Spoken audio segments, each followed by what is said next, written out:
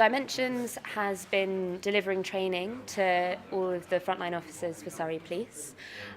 It's a workshop that looks at the history of learning disability and focuses on institutions, and we try and draw out where some of the stigma and some of the prejudice towards people with learning disabilities comes from, because we think this is a really important part of why hate crime still happens. We talk a bit about the impact that hate crime has on people with learning disabilities, and Mark shares his story, his personal experience of hate crime.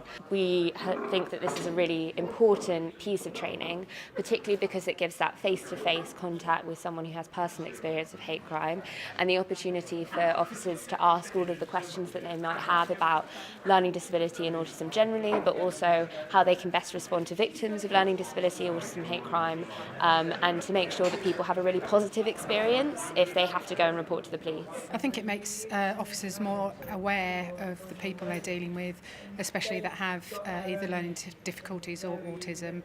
It highlights, maybe that's why the behaviour they're showing. Police officers and officers are sometimes victims of our own ways of doing things, so straight away, unfortunately, it's really important to know how to deal with somebody as well, but also how to support that person through a process. Sometimes, unfortunately, for us, can be via arresting someone, but also it's really important for us to understand that individual and going forward how best to support that person, rather than just say, oh, we've got to come here, arrest you, deal with you, and forget about all the other things for that person. I think a lot of time it's more hard-hitting as well. It sinks in much more real-life stories and understanding about, especially like with Mark today telling us only a few weeks ago he suffered a hate crime, and he still hasn't thought possibly he may have been believed, or it's gone on for such a long time that there's nothing that could do to help him going forward.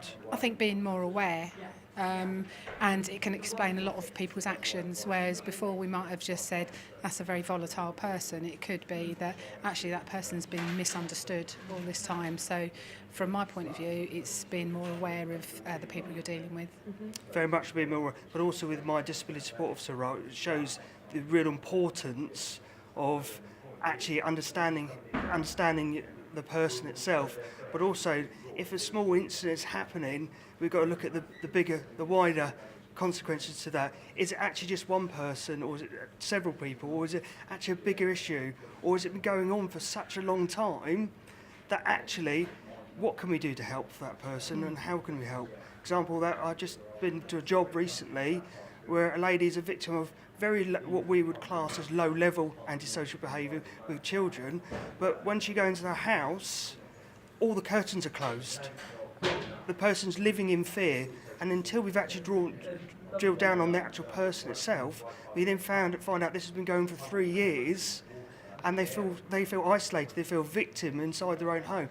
They can't actually step outside the house in fear of these kids talking to this person.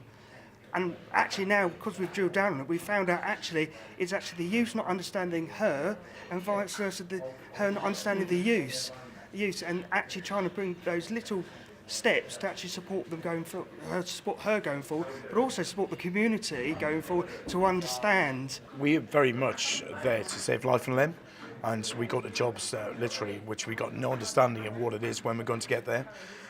When we arrive at situations, there can be extreme levels of behaviour that we see, and I think sort of the training that we've had gives us an understanding of other issues that might be going on. The training that we've got today is kind of quite crucial, really, just to reinforce that we've got that level of understanding. Some of the things that we've learned today, especially some of the things that Mark said as well, it just kind of hits home from a personal level from him of the experience that we've had, but it's just a more general sort of rounding of the things that we do. I've been a police officer for 15 years. I've got a vast range of experiences, but there's a lot of officers who are quite new to the service, and it's going in and understanding that everything may not be as it seems. So treating somebody who's shown a high level of aggression actually may just be because you are not fit in the circumstance.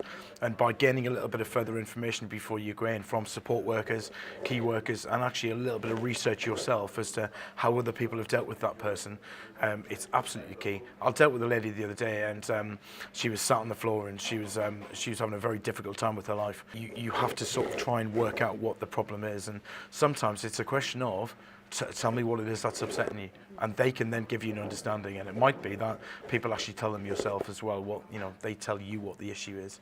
And I find taking that way, don't take anything at first level, do your research. If you don't know what's going on, ask the question, and don't be afraid to ask somebody whether or not they've got any conditions that are affecting how they are. I think sort of in the past we've failed people badly, and you know, as an organisation in Surrey, historically we've shown that we've not safeguarded people as well as we could have done, and that's a massive change in Surrey now, where we're moving on, and actually everything that we do now is protecting the vulnerable people.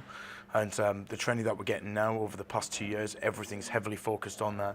Comes out from the College of Policing, we implement it in here, we feed it out the officers, but it is literally, that is the key now, and we need to make sure that everything we do is in the interests of other people, and we safeguard vulnerable people.